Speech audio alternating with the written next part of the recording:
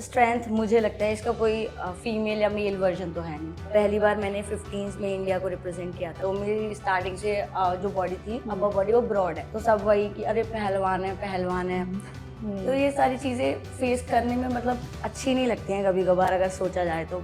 और जब मैं एक कैंप से आई थी तो मुझे घर पे पता लगा कि मेरे पापा हॉस्पिटल में हैं। जो ये हर साइड का कॉन्सेप्ट है ना कि अनफिल्टर्ड अनसेंसर्ड, तो मैंने ये चीज़ कभी भी किसी भी पॉडकास्ट पे नहीं बोली, इवन बहुत कम लोगों को पता है।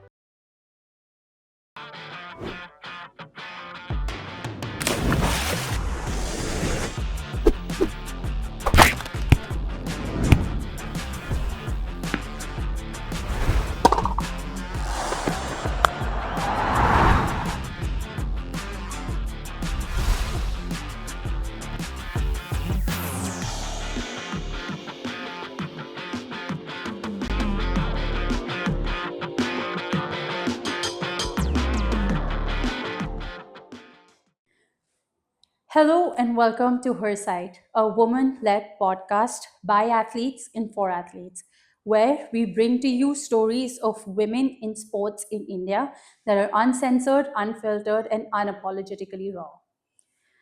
Today we have Shikha Yadav, the captain of the Indian Rugby Sevens team.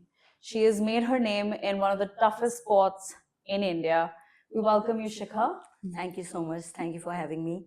And I'm Shikha Yadav, captain of Indian Women's Sevens Rugby team.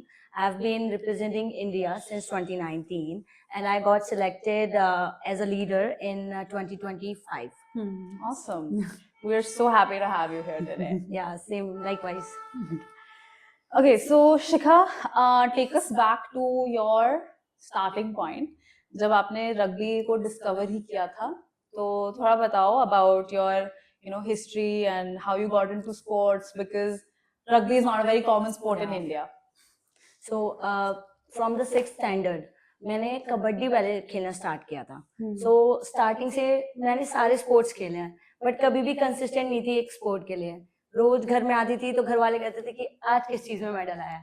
So जब मैंने सारे स्पोर्ट्स किए तो हर एक की एबिलिटीज अलग अलग होती हैं। आई मीन कबड्डी के लिए you have to be agile और टैकल मारना आना चाहिए, और थ्रो बॉल के लिए आपकी कैचिंग पावर अच्छी होनी चाहिए। इवन आई डिड 100 मीटर्स, तो उसके लिए स्प्रिंट चाहिए होता है, बट मुझे मेरा गेम नहीं मिल रहा था कि एक होता है ना कि यार दिस इज माय गेम। तो फिर उसके बाद 12th स्टैंडर्ड में मेरा एक टीममेट था, सॉरी क्लासमेट था, तो उसने बोला कि आप रग्बी ट्राई करो, क्योंकि उसमें stamina, speed, agility, decision making सब चीजें चाहिए होती हैं।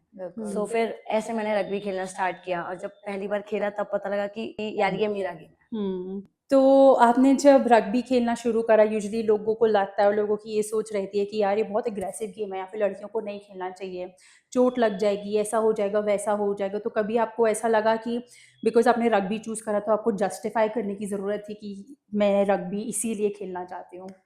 नहीं, एक मुझे स्टार्टिंग से सारी चीजें एडवेंचरस करने की आदत थी, तो मेरे लिए बहुत न्यू गेम था, और मुझे स्टार्टिंग से ये था कि यार मेरी किसी से लड़ाई क्यों नहीं होती है।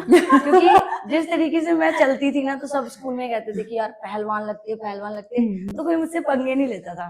तो जब मुझे स्टार्टिंग में पता लगा कि यार रग्बी है और सामने गर्ल्स खेल रही है और मुझे टैकल करना है, और आप बस वेस्ट के नीचे कहीं पे भी मार सकते हो, like in a very positive way, कि आप उनको इंजर्ड नहीं करना चाहते बट आप उन्हें मार सकते हो। तो मुझे बड़ा मजा आया कि यार ये गेम बहुत अच्छा है मेरे लिए। अच्छा. Okay, so before we dive into rugby and the other aspects of rugby, I want to understand कि इंडिया में अभी रग्बी का क्या सिचुएशन है, एंड आपकी टीम ने कहाँ तक खेला है, क्या क्या खेला है, एंड अपार्ट फ्रॉम दैट मतलब लड़का और लड़की के स्पोर्ट्स में इन रग्बी कुछ डिफरेंस है कि नहीं फिलहाल? So first of all women's rugby और मेंस रग्बी रूल्स सारे सेम है, ग्राउंड मेजरमेंट्स सब सेम है, रग्बी का बॉल साइज सब सेम है। और अगर मैं बात करूं कि रग्बी कैसे डेवलप हो रही है इंडिया में, जब मैंने खेलना स्टार्ट किया था तब रग्बी इतना डेवलप नहीं था, but thanks to Rahul Bose जो हमारे सीईओ है रग्बी इंडिया के, उन्होंने काफी ऐसी लीग्स भी लाई हैं। बेसिकली ऐसा कोई स्पोर्ट नहीं है, शायद मैं गलत भी हो सकती हूँ, बट जितना मैं जानती हूँ ऐसा कोई स्पोर्ट नहीं है जहाँ पे एक वुमेन्स के लिए ही लीग है स्पेशली, जो नेशनल लेवल पे भी है और जो आपके जोनल लेवल पे भी है। तो उससे उसको अभी रिसेंटली इम्प्लीमेंट किया गया है अश्मिता लीग। तो उसमें क्या होता है, आपके हर जोन के प्लेयर्स जो होते हैं रग्बी प्लेयर्स वो आते हैं, वो सारे खेलते हैं, और मेनली वुमेन्स के लिए ही स्टार्ट किया है ये। तो यहाँ पे रग्बी इतना डेवलप हुआ है। और लास्ट ईयर की मैं ये बात करूँ कि जो आरपीएल, पहली बार रग्बी प्रीमियर लीग, ये जो फॉर्मेट है पूरे वर्ल्ड में रग्बी का, ये पहली बार इंडियन रग्बी ने इम्प्लीमेंट किया है। और ये आइडिया बहुत ही यूनिक लगा वर्ल्ड रग्बी को भी कि ऐसा भी हो सकता है। तो जितने भी सुपरस्टार्स थे वर्ल्ड से रग्बी प्लेयर्स, वो सारे आए, और 6 टीम्स थे, 6 फ्रेंचाइजी थे, तो वो भी काफी हिट रहा रग्बी को लेकर। राइट। और काफी टूर्नामेंट्स मैंने भी खेले हैं। 2023 में एशियन गेम्स हमने खेला था। उससे पहले सेवेंस ट्रॉफी हम लोग 2016 से खेल रहे हैं, और सेकंड मेडल भी लाए जा रहे हैं हम लोग। और पर्सनली दिस ईयर मैं कह सकती हूँ कि रग्बी कुछ ज्यादा ही डेवलप किया है, बिकॉज हम पहली बार टॉप 8 में आए हैं। और जबकि हमने एशियन गेम्स पहले खेला है, बट वो जो बाकी टीम्स थे वो नहीं आए थे, तो उन्होंने स्टेप बैक कर लिया था, या उनकी गवर्नमेंट नहीं सपोर्ट कर रही थी, तो हमें चांस मिल गया कि हम इसीलिए चले गए। इस बार हमने एक होता है कि हम खेले, हमने सारी टीम्स को हराया, और टॉप 8 में हमारी टीम आई है। सो नेक्स्ट मंथ में हम लोग एशियन गेम्स में भी जाने वाले हैं। वाओ, आपने ओलंपिक क्वालिफायर्स भी खेले हैं। हाँ, ओलंपिक क्वालिफायर्स भी खेला है। एंड आपने एशियन गेम्स की जर्सी भी पहन रखी है। हाँ, फेवरेट जर्सी है ना ये मेरी। फेवरेट या लकी जर्सी? दोनों कह सकते हैं। दोनों कह आई सकते थिंक एशियन गेम्स एक ऐसा सपना होता है that हर एथलीट खेलना चाहता है। And I think once like जब आप एक उस लेवल पे पहुंच जाते हो, और उस टाइम पे जब वो जर्सी मिलता है, स्पेशली जब इंडिया इतना बड़ा लिखा हो आगे, तो आई थिंक वैसा कोई फीलिंग नहीं है कि जो अपने इंडिया का जर्सी पहना और वो बड़ा बड़ा आगे लिखा हो कि हाँ लाइक इसी के लिए मेहनत करी है इतनी जिंदगी भर। एंड सो आपने जैसे हमें हमारी ऑडियंस को आपने समझाना है कि रग्बी सेवेंस भी होता है, रग्बी 15s भी होता है, तो ये चीज भी हमारे ऑडियंस को बताइए कि उसमें क्या डिफरेंस रहता है, एंड क्या क्या पोजीशंस होती हैं, कैसे पॉइंट्स जीते जाते हैं, कैसे मैच जीता जाता है, बिकॉज ये सारी चीजें हम अपनी ऑडियंस को भी एजुकेट करना चाहते हैं कि रग्बी जैसा स्पोर्ट है हमारी कंट्री में। जी, सो रग्बी सेवेंस और रग्बी 15s, ये 2 फॉर्मेट होते हैं। रग्बी सेवेंस बेसिकली आप ये कह सकते हो कि क्रिकेट का जैसे T20 होता है ना, जो यूं खत्म हो जाता है। So same rugby sevens 14 minutes का होता है, 7 हाफ होता है, 7 मिनट का ईच हाफ होता है, 2 मिनट्स उसमें रेस्ट मिलता है। और जो उसके प्लेयर्स होते हैं वो 12 होते हैं, 5 सब्स्टिट्यूशन में होते हैं, 7 प्लेइंग ऑन द ग्राउंड होते हैं, और ईच टीम के 7 प्लेयर्स खेलते हैं ऑन द ग्राउंड। और 7 कह सकते हैं कि बहुत फास्ट गेम है, क्योंकि 7 मिनट्स में आपको सारी अपनी एबिलिटीज दिखानी है, सारे स्किल सेट करने हैं, और सेम विड्थ और सेम लेंथ के ग्राउंड में सेम फॉर्मेट है 15s, जो आप कह सकते हो टेस्ट या वनडे क्रिकेट है, वो 80 मिनट्स का होता है। उसमें ईच हाफ होता है आपका 40 मिनट्स का, बीच में आपके 10 मिनट रेस्ट होते हैं, फिर 40 मिनट्स का। उसमें आपका पूरा स्क्वाड होता है 23 प्लेयर्स का, 15 प्लेयर्स खेलते हैं, बट उसमें ये होता है फॉरवर्ड्स और बैक्स डिफरेंट ही होते हैं। फॉरवर्ड्स का साइज बैक्स के साइज जैसा सेम नहीं होगा, बट सेवेंस में बैक्स का साइज और फॉरवर्ड का साइज सेम ही रहता है। दोनों स्पीड और स्ट्रेंथ वाइज स्किल सेट बहुत एक लेवल पे सेम ही रहता है उन दोनों का। और ये होता है कि काफी जो पुराने प्लेयर्स हैं, सबका मानना ये है कि 15s लोगों को ज्यादा पसंद है। अच्छा, क्योंकि उसका मेन यही गेम है कि एम है कि रग्बी फॉर ऑल। अगर यहाँ पे 120 kg का प्लेयर है, तो यहाँ पे 60 kg का प्लेयर भी है। So rugby 15s is like that, but like personally मेरा फेवरेट रग्बी 7s है। तो आप कौन सी पोजीशन खेलते हो? मैं फॉरवर्ड खेलती हूँ, हुकर। ओह लवली, ओके। तो रग्बी 7s और रग्बी 15s में क्या क्या अपॉर्चुनिटीज हैं इंडिया में, लाइक अलग अलग टूर्नामेंट्स, कौन कौन से टूर्नामेंट्स हैं, क्या क्या अपॉर्चुनिटीज हैं? सो मैं क्लब लेवल पे आती हूँ पहले। जो क्लब लेवल है यहाँ पे आपको, जैसे मेरा दिल्ली हरिकेन्स क्लब है, वो हमें 15s का स्टार्टिंग से ही सिखाता है, क्योंकि वो लेगेसी है हमारी। क्योंकि 15 से क्या होता है कि एक तो आप एक फैमिली की तरह जुड़ते हो, क्योंकि वहाँ पे इतने सारे प्लेयर्स होते हैं, सब एक साथ खेलते हैं। और रग्बी सेवेंस में आपका ये होता है कि आपके जो रग्बी इंडिया फेडरेशन है, वो ज्यादा फोकस अभी फिलहाल सेवेंस पे कर रही है। तो वो national level, state level, district level, सारे लेवल्स होते हैं, बट 15s क्लब ज्यादा होता है, और शायद साल में एक आधी बार 15s हो जाता है नेशनल लेवल का।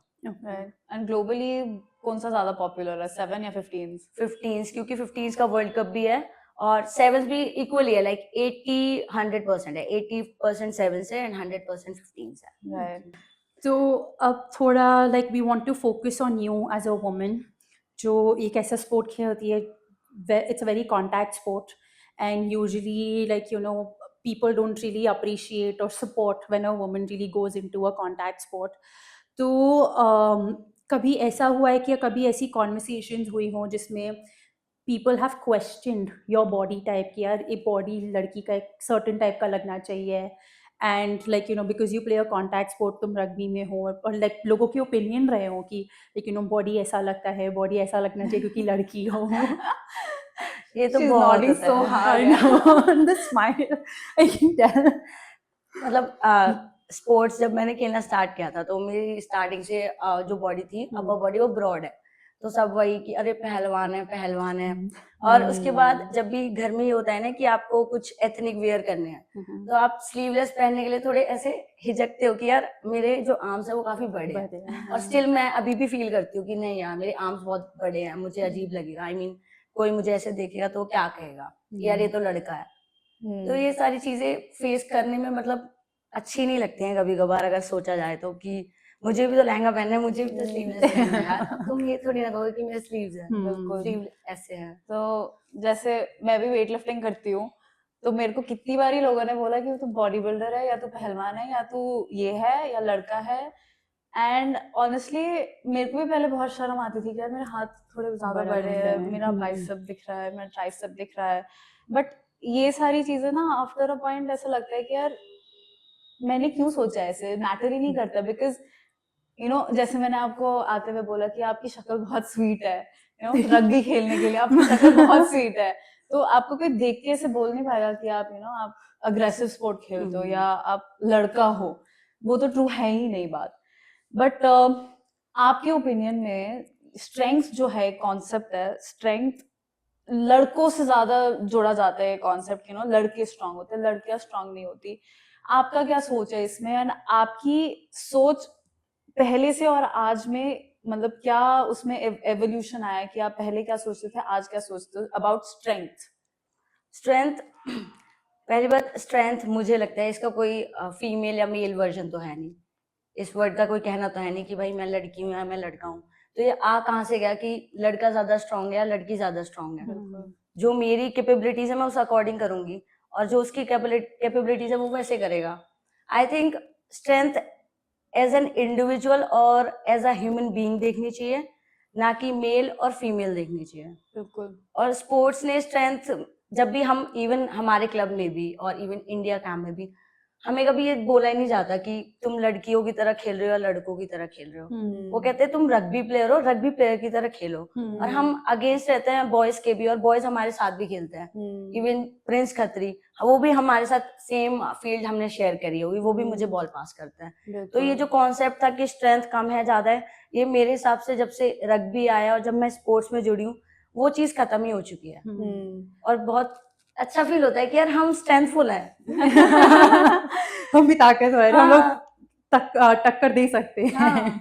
तो कभी आपको ऐसा लगा कि आपको लोगों को जो रग्बी के बारे में नहीं जानते या घर वालों को या रिलेटिव्स हो गए कोई भी हो गए कि आपको प्रूव करने की कोशिश है कि मैं लाइक यू नो मैं रग्बी खेल सकती हूँ, मैं इधर बिलोंग करती हूँ और लाइक यू नो मैं कैप्टन हूँ, मैं डिजर्व करती हूँ टू बी हियर, ऐसा कभी हुआ कि आपको लगा कि आपको प्रूव करना पड़े दूसरों को कि क्यों हो आप इधर and why do you belong over here? Personally ऐसा तो कभी नहीं हुआ, बट हाँ मेरे ऐसे कुछ टीममेट्स हैं जो ऐसा प्रूफ करना चाहते हैं कि यार मैं कर सकती हूँ, मैं नहीं कर पा रही हूँ, मुझे उनको दिखाना है, मुझे इनको ये करना है। तो काफी ऐसी कहानियां हैं जो बच्चे आके शेयर करते हैं कि दीदी हमें खेलना है क्योंकि हमारे घर वाले कहते हैं कि इससे क्या होगा खेलने से, बट उनका पैशन है। तो वो चीजें देखने को मिलती हैं बहुत। अब थोड़ा बताओ मतलब जैसे कभी ऐसा कुछ सिचुएशन आया है या आपके ओपिनियन में female athletes in contact sports, you know like rugby और एनी अदर कॉन्टैक्ट स्पोर्ट, उनको फीमेल्स को इतनी स्पेस नहीं दी जाती या फिर उनको you know like they have to appear tougher than they are, you know because एक और साइड होता है यू नो फीमेल्स का, you know we go through you know our cycles, या फिर हमारे you know emotions are sometimes up sometimes down, but because of this concept कभी ऐसा कोई मोमेंट आया है कि आपको वो स्पेस नहीं दी गई है to be vulnerable? Do you still think कि ऐसा होता है दूसरों की लाइफ में, या दूसरे फीमेल एथलीट्स के बारे में आपने कभी ऐसा सुना है? हाँ होता है। आई मीन जब भी कांटेक्ट स्पोर्ट की बारी आती है तो जनरली लड़कियों का ये होता है, लड़कियों के घर वालों का, कि शक्ल पे लग जाएगी, हाथ पैर बिल्कुल टूट जाएंगे, बिल्कुल। फिर शादी कौन करेगा, क्योंकि इंडियन सोसाइटी का मे बी अभी थोड़ी थोड़ी चेंज हो रहा है, बट यही कॉन्सेप्ट है कि लड़की बड़ी हो गई शादी कर दो, क्योंकि लड़की तो दूसरे घर का सामान है। सो वो जो सामान है वो ये चाहते हैं, जो इंडियन सोसाइटी है वो हमेशा ऐसे रग्बी को देख के कहते हैं कि यार ये क्यों खिला रहे हैं लड़कियों को, टूट गया तो कौन देगा खर्चा, मतलब एंकल टूट गया तो कैसे चलेगी, हाथ में लगी तो रोटी कैसे बनाएगी, मुंह पे लगी तो इसको कोई देखेगा भी नहीं, कोई पसंद भी नहीं करेगा। तो ये कॉन्सेप्ट तो बहुत बड़ा है। इवन कपड़ों पे भी काफी गर्ल्स है जो ट्राइबल एरिया से आती हैं, कि उन्हें उनके गांव में ये बोलते हैं कि शॉर्ट्स पहन के कहाँ जा रहे हैं, गंदे गंदे कमेंट्स करते हैं। तो ये बहुत बड़ा डाउनसाइड डाउनसाइड है। For sure. आप यू नो रग्बी टीम को कैप्टन कर रहे हो पिछले 2 साल से। रग्बी में अगर किसी बच्चे को खेलना है, क्या स्कोप क्या है हमारे कंट्री में अभी? एंड अगर जैसे हम दूसरी स्पोर्ट्स के बारे में बात करते हैं, मैं वेट लिफ्टिंग के बारे में बोल सकती हूँ, फाइनेंशियली इतना स्ट्रांग नहीं है वेट लिफ्टिंग। बाकी स्पोर्ट्स हैं, एथलेटिक्स है, थोड़ा बहुत गवर्नमेंट जॉब लग जाती है कुछ भी, बट अगर कोई बच्चा आपके पास आता है और बोलता है कि दीदी मेरे को रग्बी खेलना है, तो आप मतलब क्या उन्हें बता सकते हैं कि जैसे हमारे कंट्री में स्कोप है, क्या क्या ऑप्शंस है, फाइनेंशियल स्ट्रेंथ है कि नहीं? सो फाइनेंशियल स्ट्रेंथ इतनी नहीं है, बट मैं ये नहीं कहूँगी कि बिल्कुल भी नहीं है। अगर कोई छोटा बच्चा मेरे पास आता है तो मैं उसको यही बोलूँगी कि अगर आप इस स्पोर्ट में आ रहे हो ना, तो आप ये मत सोचो कि मेरे पास कोई बैकअप प्लान है। Just give all your efforts. ठीक है, अगर आप आए हो, ट्रेन करो, डिस्ट्रिक्ट में आप सिलेक्ट हो गए डिस्ट्रिक्ट टीम में, फिर आप स्टेट में सिलेक्ट हो गए, फिर आप नेशनल टीम के लिए हो गए। तो अब जब आप नेशनल टीम के लिए सिलेक्ट हो जाते हो, जब हमें वो इंडिया कैंप में बुलाते हैं, तो हमें वहाँ पे एक तरीके से रग्बी अभी सेमी प्रोफेशनल स्पोर्ट है, तो जितने भी टाइम हम रग्बी इंडिया के अंडर रहते हैं वो हमें पे करते हैं। और इवन हमारे जैसे मेडल्स आए हैं, बहुत से प्लेयर्स हैं जिनकी जॉब भी लगी है, लाइक सेंट्रल गवर्नमेंट द्वारा भी हुई है और बाय स्टेट गवर्नमेंट भी हुई है। उड़ीसा, बिहार, महाराष्ट्र, ये जो स्पेसिफिकली जो ये स्टेट्स हैं, ये काफी ज्यादा सपोर्ट कर रही हैं रग्बी के लिए। दिल्ली में इतना नहीं है, बट जितना हो सकता है हमारा क्लब जो है वो बहुत चीजें प्रोवाइड करता है। अगर आप एक बहुत अच्छे एथलीट हो तो उस एलीट लेवल पे पहुंचाने के लिए जो एक क्लब बेस है, जो हमारे ग्रास रूट्स है, वो काफी हेल्प करते हैं कि वो एथलीट जाके एक अच्छा रग्बी प्लेयर और फाइनेंशियली भी स्टेबल हो सके। राइट, ये चीज बहुत मिसिंग है। जैसे हमने पहले भी पॉडकास्ट में बात करी है कि बहुत सारे स्टेट्स सपोर्ट करते हैं, बहुत सारे स्टेट्स सपोर्ट नहीं करते हैं, एंड यही चीज अगर यू नो रग्बी की फेडरेशन चेंज कर रही है तो that's a very positive thing to hear actually. तो शिखा में ये बताओ, like you been wearing the Indian jersey, अब काफ़ी साल हो गए, 2 साल से आप कैप्टन हो, अब टीम को लीड कर रहे हो, तो what does that feel like? वो फीलिंग क्या होती है? एक बार like you know tell us and explain it, like how does it feel like to wear India written on your jersey, that badge, and carrying that responsibility? How does it feel? So firstly मैं अपना Indian Jersey जब मुझे first time मिला था, मैं उसका experience share करती हूँ आपके साथ। स्टार्टिंग से मुझे ये था कि मुझे इंडिया खेलना है, नो मैटर व्हाट। मुझे ये था कि अगर मैंने इंडिया खेल लिया तो मेरा एक गोल कंप्लीट हो जाएगा। बट जिस दिन एक होता है ना कि आपका स्क्वाड में नेम ऐसे कॉल करते हैं, तो अभी मेरे को ऐसे शिवर होती है वो मोमेंट जब मैं रिकैप करती हूँ, कि काफी ऐसा लगता है कि यार जितनी मेहनत करी थी तुमने, इस एक जर्सी के लिए मेहनत करी थी और ये फाइनली तुम्हारी है। आई थिंक उससे अच्छी फीलिंग कभी नहीं, और आई थिंक कोई बता भी नहीं सकता, वो फील ही करी जा सकती है। मैं आपको ऐसे डिस्क्राइब भी नहीं कर पाऊंगी, क्योंकि वो मोमेंट बहुत स्पेशल होता है और ऐसे लगता है कि हमारी जितनी मेहनत थी, हमारा जितना स्ट्रगल था, जितने सेक्रीफाइसेस थे, वो आज कंप्लीट हुए। और जब रिस्पॉन्सिबिलिटी की बात आती है कि मैं 2019 से इंडिया रिप्रेजेंट कर रही हूँ, मुझे ऑलमोस्ट 6 साल हो गए थे खेलते हुए। उसके बाद मुझे एज अ लीडर का टैग दिया, रिस्पॉन्सिबिलिटी दी। वो मोमेंट ये था कि कभी मैं भी एज अ फ्रेशर आई थी, एज अ जूनियर आई थी, ठीक है। जिस तरीके से मुझे मेरे सीनियर्स ने रखा, टेक केयर की, एक मतलब स्टार्टिंग में मैं 20 इयर्स की थी जब मैंने पहली बार इंडिया रिप्रेजेंट किया था, तब हमारी कैप्टन वाबिस भरूचा थी। तो जिस तरीके से उन्होंने मुझे रखा, तो अब वो जो चीज है मुझे अपनी कम्युनिटी को वापस देनी है कि कि मैं रिस्पॉन्सिबल हूँ। मैं इतना आपको ये कॉन्फिडेंस देना चाहती हूँ कि फील्ड पे जब तुम जाओ तुम्हें ये ना फील हो कि तुम्हारे पीछे कोई नहीं है। बिल्कुल। तुम अपना बेस्ट दो, मैं तुम्हारे साथ हूँ। तुम्हें कोई भी दिक्कत हो, मैं तुम्हारे साथ हूँ। वाओ। आई थिंक ये कैप्टनसी के साथ जरूर आती है ये फीलिंग, कि you feel like the parent, कि ये सारे मेरे बच्चे हैं, या all my teammates, but you guide them. But आपने जो बात बोली, मेरे को भी बहुत गूज़बम्स आते हैं जब मैं नेशनल एंथम सुनती हूँ, even in a movie theatre if I listen to it, because मेरा भी सपना रहा है, although I have never achieved it, maybe one day, who knows, touch wood, but maybe one day, but वो goosebumps आते हैं जब मैं नेशनल एंथम सुनती हूँ। तो आई कैन ओनली इमेजिन, जैसे अभी ज्योति आरा जी की एक वीडियो आई थी इंटरनेट पे, she was standing on the podium and nobody was there. There was the anthem playing and she was like teary-eyed. तो वो वाली फीलिंग मेरे को बहुत रेजोनेट करती है, and I hope one day मेरे लिए भी आए वो सपना true. But regardless of that, आपने you have told us all the achievements, आपने कहाँ कहाँ तक खेला है, but लोग ये नहीं देखते कि उसके पीछे क्या क्या मेहनत जाती है। तो आप थोड़ा मेरे को एक्सप्लेन करो कि आपकी ट्रेनिंग कैसी लगती है, आपका दिन कैसा लगता है, एंड कितनी क्या मेहनत रिक्वायर्ड है to reach the level that you have reached.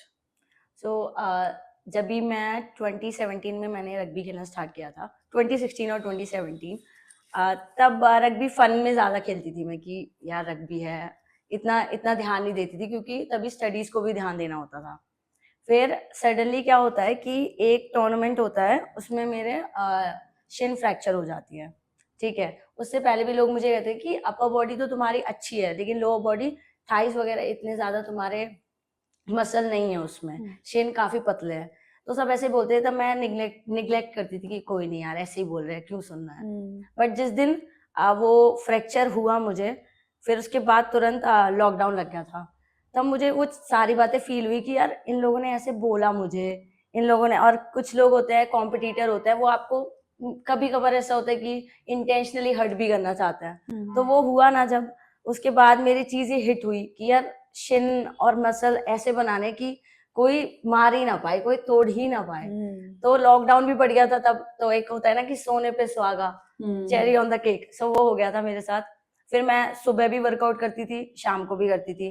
फिर नेक्स्ट डे कभी लाइक मेनली ये होता है कि muscle endurance and speed and CrossFit training और HIIT, ऐसे हमारे जो वर्कआउट प्लान होता है वो हमारे क्लब वाले भी प्रोवाइड करते हैं और इंडियन रग्बी से भी आते हैं। तो हमने ऐसे स्टार्ट किया लॉकडाउन में, सुबह भी शाम को भी, ऐसे जो भी I mean 6 महीने हो गए थे मैं यही कर रही थी। और उसके बाद फिर मैं जब इंडिया लेवल पे गई, तब पता लगा कि यार मेहनत काम आती है। और शायद वो अगर शिन फ्रैक्चर नहीं होता तो मैं शायद इतनी कंसिस्टेंट और इतनी मेहनत नहीं करती। I mean मैंने कच्चा पनीर ही खाती थी मैं वर्कआउट के बाद। जैसे शाम को सुबह प्रोटीन शेक हो गया और शाम को सिर्फ कच्चा पनीर, बाहर का कुछ भी नहीं, एक भी चीज नहीं खाती थी कि यार मेरे साथ ये हो कैसे गया। तो बहुत मेहनत लगती है जब आप उस लेवल पे पहुंचते हो। वाओ। तो इस मेहनत के पीछे there are lot of struggles internally, जो लाइक हम लोग ऑन एवरीडे बेसिस हम फाइट करते हैं कि हमें क्वेश्चन कैसे किया, हमें ये कैसे किया, मैं कर सकती हूँ, मैं काबिल हूँ, मेरे को करके दिखाना है। तो आपने वो इंटरनल बैटल्स कैसे फाइट किए? मोस्टली जब भी घर पे ये होता है ना कि मतलब मुझे ऐसा लगता है कि जनरली सबके घर में यही होता होगा कि आज आज मत जाना प्रैक्टिस, क्या है प्रैक्टिस ही तो है। तो ये चीज जब कोई बोलता था ना, तो मुझे ऐसा लगता है कि क्यों, आपका काम काम है, मेरा काम क्यों नहीं है। हाँ। तो हमेशा यही था कि जब तक आप रिजल्ट्स शो नहीं करोगे ना, तब तक आपको कोई भाव नहीं देने वाला। बिल्कुल। और ये लाइफ का असूल है कि आप जब तक रिजल्ट नहीं दोगे कोई भी आपको पूछेगा नहीं। तो अगर किसी ने मुझे ये बोला है तो मुझे ये रहता था कि यार कुछ तो ऐसा करना है कि घर वाले नेक्स्ट टाइम ये क्वेश्चन ना करे कि प्रैक्टिस मत जा, या प्रैक्टिस क्यों जाना है, बाद में कर लियो, क्या हो गया। तो तो बिल्कुल सही बोला, जैसे वाह, आज बॉबी भैया का बर्थडे है, कल स्वीटी मासी का बर्थडे हाँ है। हाँ ऑल्दो ये कोई असली लोग है नहीं मेरी लाइफ में, बट ये तो बहुत कॉमन चीज है। बट ये बात आपने सही बोली कि जब तक आप रिजल्ट नहीं लाते कोई आपको भाव नहीं कोई देता। नहीं देता। दैट्स व्हाई मेरा तो मानना है कि वर्क इन साइलेंस, जब Yeah. रिजल्ट आएगा सब देखेंगे। हम्म, तो रग्बी एक बहुत फिजिकली टफ स्पोर्ट भी है और मेंटली टफ स्पोर्ट भी है। हमने फिजिकल साइड तो कवर कर लिया, अब आप हमें थोड़ा मेंटल साइड के बारे में बताइए कि what it requires to be on the field. मतलब एक you know from a good athlete and a very good athlete, what is the differentiating factor? mental toughness क्या होती है रग्बी में? अगर मैं पर्सनली ये देखूं कि इंजरी फैक्टर अगर सभी एथलीट्स में आता है, तो एक जो ACL किसी का गया है और उसको फिर से वॉक करना है, वो चीज़ ये सीख रहा है। और ये मेंटल टफनेस कहाँ से आती है? ये मेंटल टफनेस वहाँ से आती है कि आपके साइड में आपके टीममेट्स हैं, you know, you get a message in the morning, चल यार हो जाएगा, आज तेरी याद आई but you can do it. बिल्कुल। आई थिंक ये इंडिविजुअल स्पोर्ट में इतना नहीं होता, वहाँ पे आपको प्रोफेशनल सपोर्ट मिल जाएगा, बट फैमिली और फ्रेंड्स और शायद थोड़ा कम हो।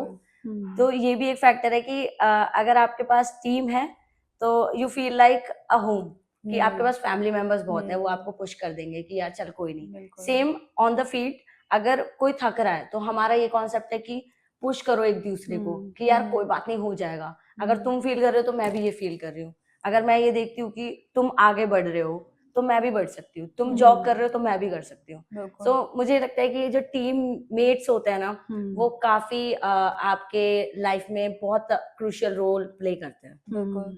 तो मेरा इंडिविजुअल स्पोर्ट है, मेरे स्पोर्ट में जो आपने अभी चीज बोली, मेरे लिए वो मेरी ट्रेनिंग पार्टनर है। जब उसका मैसेज आता है सुबह कि यार आज ट्रेनिंग पे आ जाते हैं, आज यार बॉडी फील नहीं कर रही अच्छी, तो वो चीज मेरे लिए वो है। हालांकि इन द एंड हम परफॉर्मेंस जो स्टेज पे दे रहे हैं वो इंडिविजुअली दे रहे हैं, but team sport I think Dalma can relate better.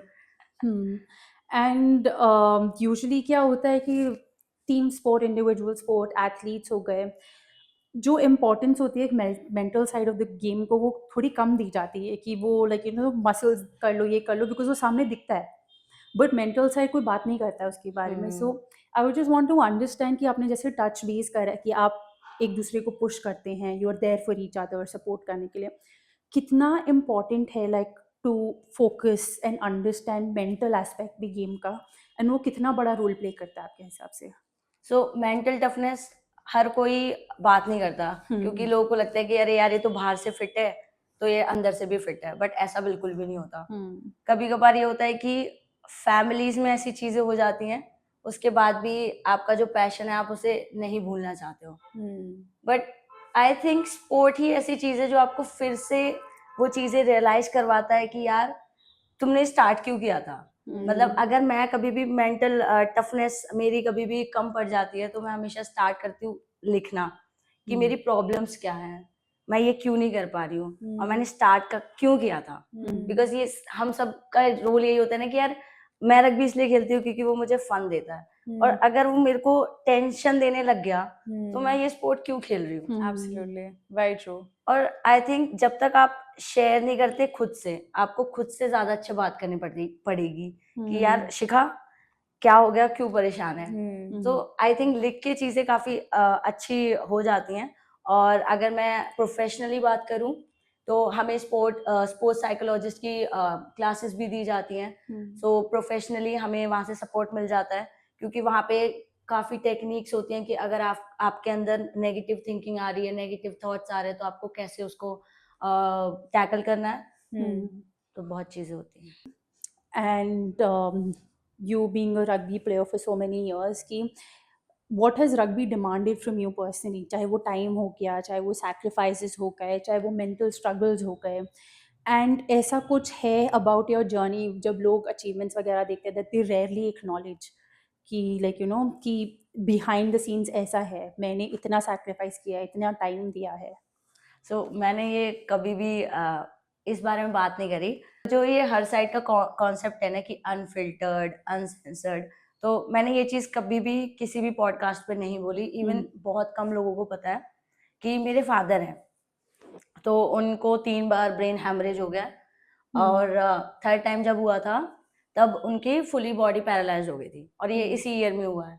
और जब मैं एक कैंप से आई थी तो मुझे घर पे पता लगा कि मेरे पापा हॉस्पिटल में है और मैंने कहा मम्मी क्या हो गया, आप बार बार कॉल क्यों कर रहे थे? मम्मी कह रही पापा हॉस्पिटल में है।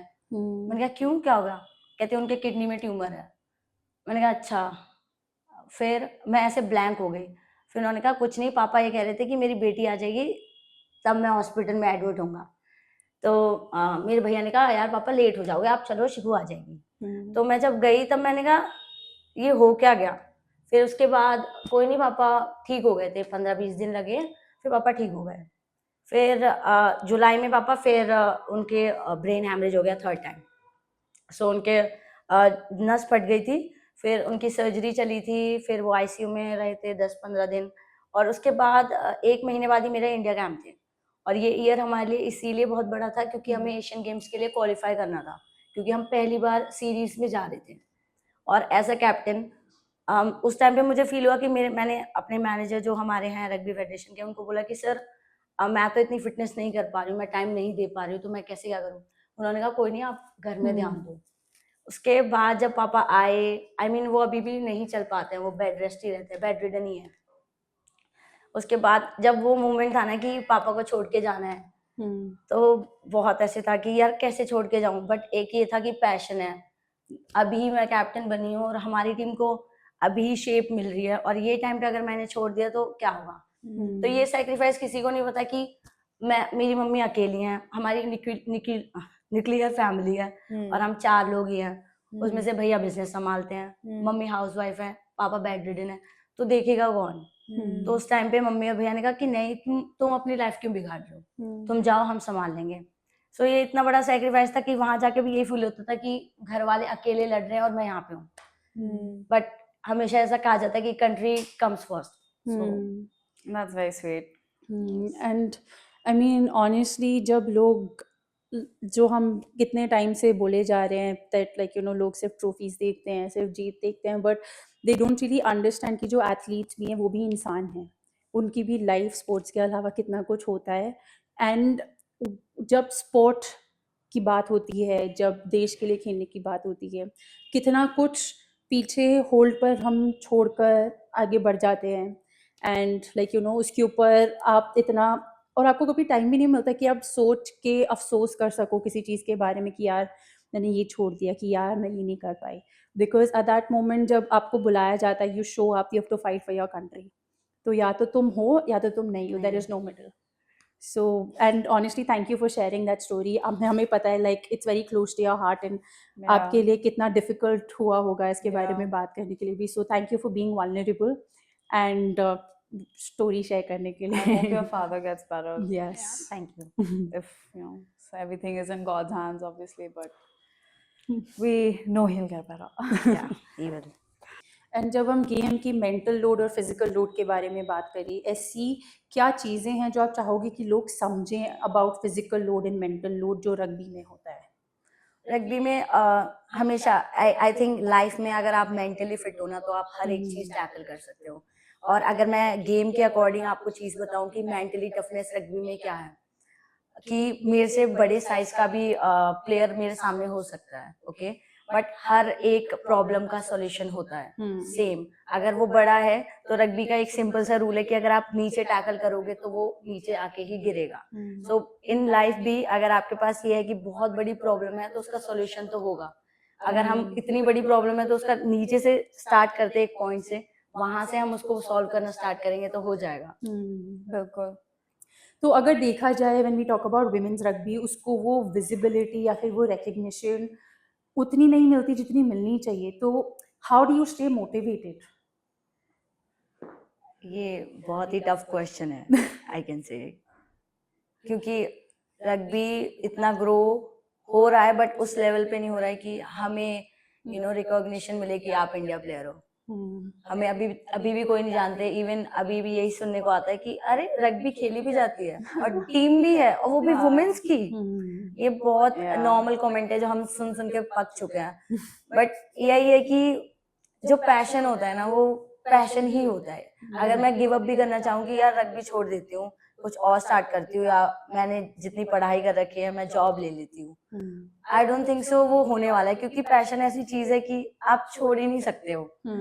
तो मोटिवेशन यही होता है कि कोई नहीं यार, अब जैसे दिस ईयर आरपीएल भी आएगा वुमेन्स के लिए, तो उसमें शायद 4 फ्रेंचाइजी होंगे, तो कहीं ना कहीं रग्बी ग्रो कर रहा है। तो बस एक उसी मोटिव से इंतजार है कि यार करते हैं ना, रिजल्ट जब भी आएगा कोई बात नहीं, लेट आएगा बट गिव अप नहीं कर सकते। आई मीन मे बी मेरे लिए नहीं आए उतनी अपॉर्चुनिटीज, बट अगर मैंने छोड़ दिया, अगर मैं खेल रही हूँ या मैं सीनियर प्लेयर हूँ या कैप्टन हूँ, अगर मैंने ही छोड़ दिया तो जो भी यंग जनरेशन है जो देखती हैं, एटलीस्ट जितने रग्बी प्लेयर्स हैं वो तो हमें जानते हैं ना, तो एटलीस्ट उन्हें वो अपॉर्चुनिटीज मिले जो शायद हमें अभी नहीं मिल रही। तो एक ये बहुत बड़ा मोटिवेटिंग पॉइंट है मेरे लिए कि जो हमारे पीछे जो जनरेशन है उनके लिए ऐसा कुछ छोड़ के जाना है कि यार हमें नहीं मिली तो कोई बात नहीं, आपके लिए खेलना है हमें। और अभी वुमेन्स क्रिकेट में सेम ही चीज हुई है। वर्ल्ड कप जीतने के बाद वो पहले जाके अपने सीनियर प्लेयर्स को दिया उन्होंने जाके वो ट्रॉफी। तो हर साइड का भी पॉइंट, गोल, कुछ भी कह सकते हो, यही है कि हम जर्नी दिखाएं लोगों की। इन स्पोर्ट्स के बारे में बात करें जो लोग इंडिया में जिसको रिकग्निशन देते नहीं है, एंड रग्बी तो वर्ल्ड स्केल पे बहुत पॉपुलर है एज अ स्पोर्ट। तो एक चीज आप हमारे ऑडियंस को बताइए जो रग्बी के बारे में मिसकंसेप्शन है, स्पेशली अबाउट वुमेन, वो मिसकंसेप्शन है कि वो सच नहीं है। सबको ये लगता है कि रग्बी सिर्फ मैनली स्पोर्ट है, वो सिर्फ मेंस ही खेल सकते हैं क्योंकि कॉन्टेक्ट स्पोर्ट है, क्योंकि कुछ ज्यादा ही कॉन्टेक्ट स्पोर्ट है। बट जहाँ पे वुमेन आ जाती है तो वो चीज इक्वल कर रखी है बिल्कुल भी, कि अगर आप टैकल मार सकते हो तो मैं भी टैकल मार सकती हूँ, और it's not a manly sport. ये स्पोर्ट को मत दो कि यार ये मैनली है या वुमेनली है, प्लीज। तो ये बहुत बड़ा एक वुमेन एम्पावरमेंट कह सकते हैं, वुमेन एम्पावर्ड गेम है कि यार लड़के खेल रहे हैं और हम भी खेल रहे हैं, और गेम कभी भी जेंडर बेस्ड नहीं होना चाहिए। सो जिस तरीके से लड़कियां खेल रही हैं, जो लड़के, इवन हमारे कोचेस कभी कभी ये कहते हैं कि तुमसे अच्छे तो लड़कियां खेलती हैं। हाँ, बिल्कुल। तो ये चीज हम सुनते हैं तो हम और खुश हो जाते हैं कि लड़के तो हमसे पीछे हैं एनीवेज। और मुझे एक और चीज ऐड करनी है, जब आपने बोला कि वुमेन क्रिकेट टीम जब वर्ल्ड कप जीती तो वो अपने सीनियर्स के पास लेके गई वो ट्रॉफी। सेम अभी मैं जो जिस हिसाब से खेल रही हूँ या जितने टाइम से खेल रही हूँ, उससे पहले भी हमारे सीनियर्स थे जिन्हें इतना रिकॉग्निशन नहीं मिला है, बट वो तब उन्हें कैंप के भी पैसे नहीं मिलते थे, उन्हें बिल्कुल ये भी नहीं था कि हमारे पास जॉब होगी भी या नहीं होगी, वो स्टिल खेल रहे थे। और even food, nutrition, psychologist, physiotherapist, ये सब कुछ भी नहीं होता था, वो फिर भी खेलते थे, फिर भी मेडल लाते थे। तो ये एक चीज भी है कि जब उन्होंने नहीं छोड़ा और हमारे पास तो still in comparison to them हमारे पास काफी फैसिलिटीज है, तो हम कैसे छोड़ दें गेम। तो आपके मायने में has society still not accepted strengths?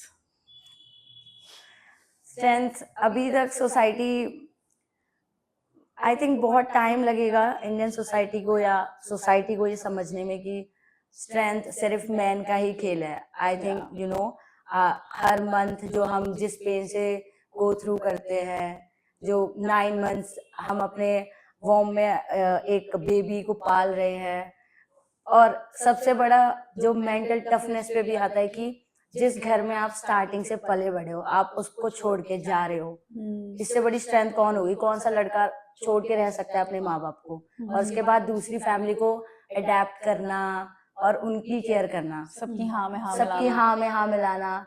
और जिसने मम्मी ने बोला है, पति की मम्मी ने बोला है कि सुबह 5 बजे उठो, आप अपने घर में ऐसे करते थे, आप यहाँ ऐसे नहीं करोगे, ये भी तो स्ट्रेंथ ही है ना। सारी स्ट्रेंथ ये थोड़ी है कि आप इतना वेट उठाते हो या आप इतना तेज बोल सकते हो, लाउड हो सकते हो, ये सब स्ट्रेंथ में थोड़ी आता है। बिल्कुल। मेरा मैं एक चीज कहती हूँ हर बारी कि muscle is not manly, muscle is not masculine.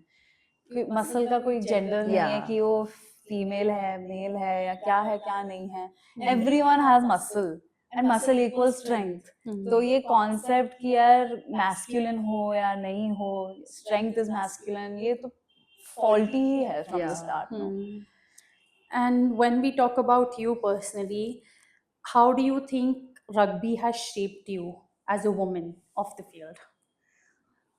Like starting से मैं बहुत इंट्रोवर्ट थी अगर मैं किसी से पहली बार मिल रही हूँ, और स्पोर्ट ने और रग्बी ने मुझे ये शेप दी है. सबसे पहले स्पोर्ट ने मुझे ये शेप दी है कि मैं एक्सट्रोवर्ट हूँ, मैं आपसे कम्युनिकेट कर पाऊंगी, मैं आपको समझा पाऊंगी कि मेरे में क्या खूबियाँ हैं, या मैं बहुत इंटरेस्टिंग हूँ, मैं आपको शोकेस कर पाऊंगी. और अगर रग्बी की बात करूँ कि स्टार्टिंग से मेनली एथलेटिक्स मेरा मेन इवेंट होता था, तो वो इंडिविजुअल स्पोर्ट था. बट मुझे जब मैं रग्बी में आई तो मुझे नहीं पता कि मुझे जो डिफरेंट एबिलिटीज के लोग हैं उनके साथ कैसे रहना है. तो रग्बी ने इतना अच्छा शेप दिया है ऑफ द फील्ड कि मुझे पता है कि मुझे किससे कैसे इंटरेक्ट करना है. अगर आप मुझसे छोटे हो तो मुझे पता चल गया कि मुझे आपसे कैसे बात करनी है. अगर आप मुझसे बहुत बड़े हो तो मुझे पता है. आई थिंक रग्बी नहीं होता तो शायद मैं, एक होता है ना कि बोलते हैं कि human being is a social animal, तो वो रहना ही नहीं आता, क्योंकि मैं स्टार्टिंग से बहुत स्ट्रेट फॉरवर्ड हूँ. मुझे फर्क नहीं है कि आपको क्या पसंद आ रहा है मेरा या नहीं. बट जब रग्बी आया मेरे जीवन में तो मुझे पता लगा कि नहीं यार, हर चीज अपने हिसाब से नहीं होती है. कभी कभी आपको जो सही लगा है वो दूसरे को गलत लग सकता है, या दूसरे का गलत नहीं है. तो वो काफी अच्छे तरीके से रग्बी ने मुझे सिखाया है. आपने बहुत कुछ अचीव किया है एंड बहुत कुछ अचीव करना है और आपको आगे भी. बट अभी तक आपका करियर का सबसे फेवरेट मोमेंट क्या रहा है? ये ईयर ही था मेरा फेवरेट मोमेंट, और 2019 मेरा फेवरेट मोमेंट था जब पहली बार मैंने 15s में इंडिया को रिप्रेजेंट किया था. और जो पहली बार मेरा इंडिया कैंप के लिए नाम आया था, तो जब हमने 15s खेला तो अमिताभ बच्चन सर, पीएम मोदी, इन सब ने एक ट्वीट किया था, क्योंकि हमने हिस्ट्री मेड करी थी कि हम पहली बार 15s में ब्रोंज लाए थे. और उसके बाद मैंने सीनियर 7s खेला था, देन मैंने अंडर 27s खेला था. तो मुझे इस बात की खुशी थी अपने लिए कि पहले मैंने सीनियर्स खेला है, फिर मैंने अपनी कैटेगरी में खेला है. और इस ईयर सबसे like as a team effort जो दिखा है हमारा, क्योंकि 2022, 2023, 2024 हम सिल्वर ही मेडल ला रहे हैं, और हमारा ईच ईयर हमारा ये गोल रहता है कि हमें गोल्ड लाना है. हमें पता है हम फाइनलिस्ट हैं, बट हम उस एक मैच के लिए प्रिपेयर कर रहे हैं, और पिछले 3 साल से हम हारे जा रहे हैं. हमें पहले टाइम बहुत खुशी हुई थी कि हम सिल्वर जीते, उसके बाद हमें लगता है हम गोल्ड ही हारे हैं. तो जितने टीम थे, 3-4 टीम थे, उन सबको हमने वन साइडेड इस ईयर हराया है पिछले 2 टूर्नामेंट में. और ये सबसे बड़ी अचीवमेंट है कि लुक एट यू गाइस, आप 33-5 हो गया. आप अच्छे नहीं थे हमसे, बस वो मूवमेंट गलत था जहाँ हम हारे आपसे. Well said. तो आज कोई भी छोटी लड़की या छोटा बच्चा जो देख रहा है, उनको आप क्या मैसेज देना चाहोगे जो रग्बी चूज करना चाहता है, या फॉर एग्जांपल कोई भी स्पोर्ट चूज करना चाहता है? What is the advice you would like to give और एनीथिंग? कि लाइफ में कुछ भी गोल हो और कुछ भी करना हो, be consistent. I think discipline can be indiscipline, but consistency आपको हमेशा रखनी है. इवन कोई भी चीज हो, just show up every day. मन नहीं है बट कर दो, मन है फिर भी कर दो, खुश हो कर दो, नहीं हो कर दो. बस ये करना वर्ड आ गया ना आपको कि करना ही है, आई थिंक आप कुछ भी अचीव कर सकते हो अपने लाइफ में. Very well Very well said. So before we end, I wanna ask one question. Just came to my head. ये करने वाली बात जो आपने करी अभी, हम इंडिया में बैठे हैं और रग्बी एक ग्लोबल स्पोर्ट भी है, बट इंडिया में और ग्लोबली क्या फर्क है रग्बी के अंदर, एंड उस गैप को इंडिया कैसे कम कर रही है? ग्लोबली बहुत बड़ा सीजन होता है रग्बी सेवन्स का या रग्बी मैचेस का, काफी बड़ा सीजन होता है. अब हमें जाके 2 टूर्नामेंट मिल रहे हैं. लास्ट ईयर हमें सिर्फ 1 टूर्नामेंट मिलता था. अगर एशियन क्वालिफायर आ गया तो वो 2 टूर्नामेंट हो गए. अदरवाइज हमें पूरे साल में हम सिर्फ 1 टूर्नामेंट के लिए मेहनत करते थे. जी. और ग्लोबली ये होता है कि काफी जो टीम्स हैं, जैसे ऑस्ट्रेलिया हो गया और कनाडा, ये काफी अच्छी टीम्स हैं, तो ये ऑफ द फील्ड भी बहुत ज्यादा साथ में रहते हैं और प्रैक्टिस वगैरह सेशंस वगैरह साथ में करते हैं, ट्रेनिंग कैंप्स इनके साथ में लगते हैं, क्योंकि फिर जितने अच्छे प्लेयर्स के साथ आप और ट्रेन करोगे आप रग्बी और समझ पाओगे। ग्लोबली तो काफी डिफरेंस है, बट इंडिया, जैसे मैं बार बार यही बोल रही हूँ कि आरपीएल आ रहा है, पहली बार ये फॉर्मेट आ रहा है। आई थिंक वो सेम प्लेयर्स जो ऑस्ट्रेलिया, कनाडा, न्यूजीलैंड, फिजी, मतलब जितने भी कंट्रीज हैं जो रग्बी खेलते हैं वो सारे प्लेयर्स हमारे पास आएंगे वाओ, और हम उनके साथ खेलेंगे। तो आई कैन से कि इंडिया एक्चुअली ग्रेजुअली जा रहा है उस लेवल तक, क्योंकि हमें इंडिया में रह के ही उतने वर्ल्ड क्लास प्लेयर्स के साथ खेलने को मिलेगा।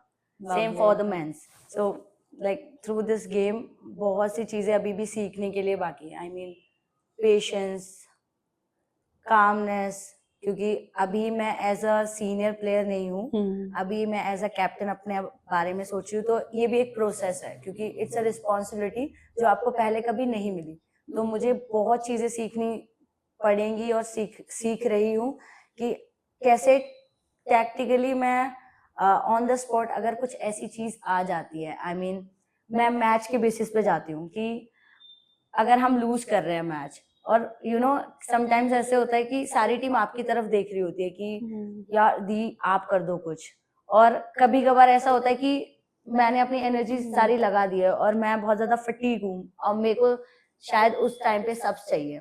तो मुझे ये सिखाना है और खुद भी सीखना है कि जो मेरे और प्लेयर्स हैं मैं उनमें कैसे बिलीव डालूं कि तुम मेरे बगैर भी बहुत अच्छा खेलते हो, तुम्हें मेरी जरूरत नहीं है। सो एज अ लीडर और एज अ वुमेन, इवन मैं कहीं पे भी जाती हूँ तो मैं सबको यही बताना चाहती हूँ या सबको ये फील कराना चाहती हूँ कि you all are capable of doing anything. So ये मैं सीख रही हूँ और रग्बी ने काफी सिखाया है कि मैं भी कर सकती हूँ और मैं करवा भी सकती हूँ। it's a very good answer. And lastly, what is next for you guys? What is next for Team India? What is next for Shikha Yadav? So Feb से हमारे कैंप स्टार्ट होंगे। एशियन गेम्स है, as I told you earlier. Asian games से पहले हमें हमारे काफ़ी exposure tours भी होंगे। उसके बाद हमारी सीरीज हैं 2 जो अभी टीबीसी है, टू बी कंफर्म्ड है कि किस जगह पे होंगे। और ऑफ कोर्स जून में हमारा आरपीएल भी है। तो ये जो ईयर है वो काफ़ी बड़ा है इंडियन रग्बी के लिए, for both men and women. और हाँ, ये बात भी है कि जो मेंस हैं वो भी एशियन गेम्स में जाएंगे। लास्ट ईयर सिर्फ ये हुआ था कि लास्ट ईयर की सिर्फ वुमेन्स गए थे, इस बार मेंस भी जाएंगे। उन्होंने भी रिसेंटली सिल्वर मेडल जीता। Awesome. सो ये काफी अच्छा ईयर होने वाला है इंडियन रग्बी और इंडियन रग्बी प्लेयर्स के लिए।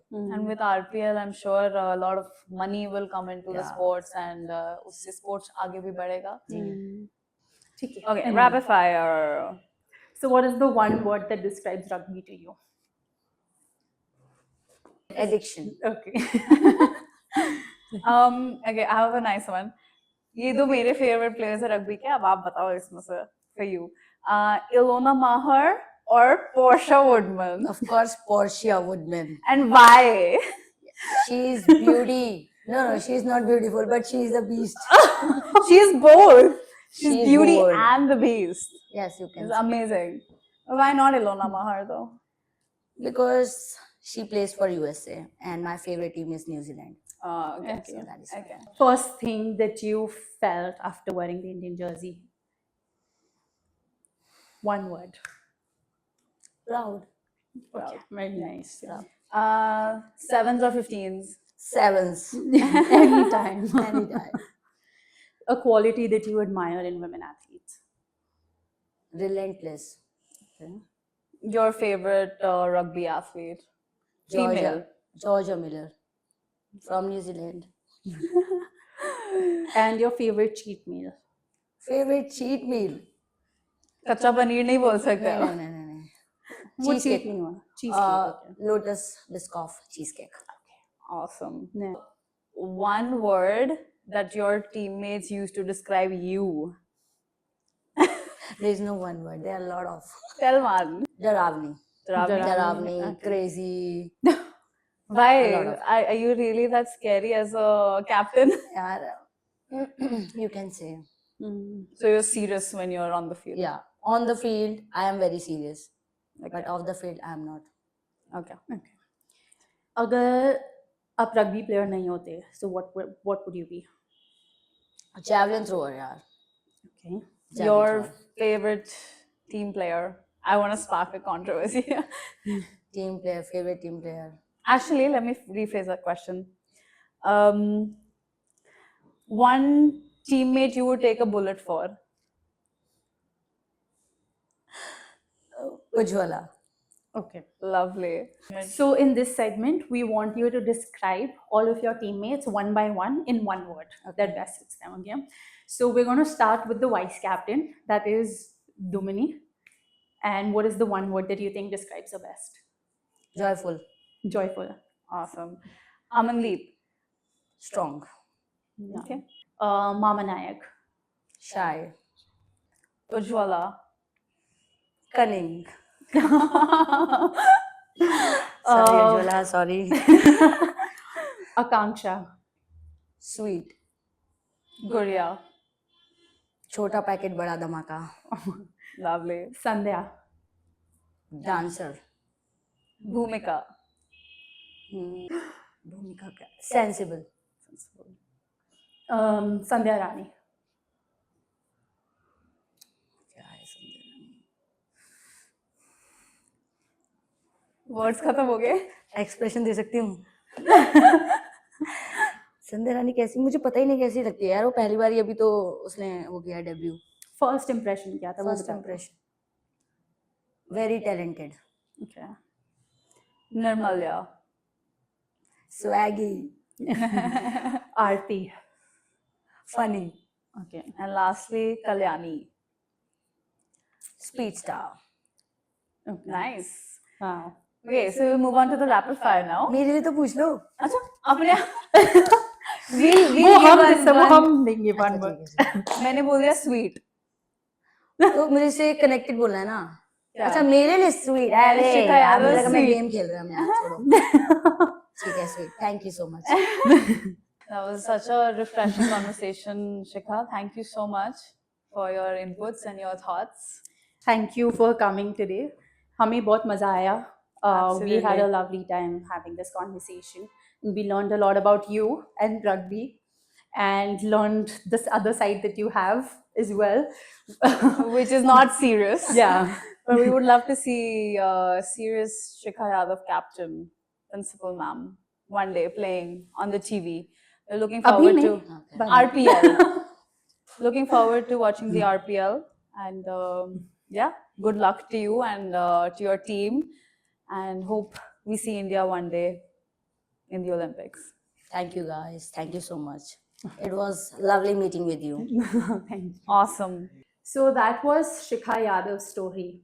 We loved having a conversation with her and learning about all things rugby. And if you loved this conversation, do share this episode with someone you think who will love to hear this story.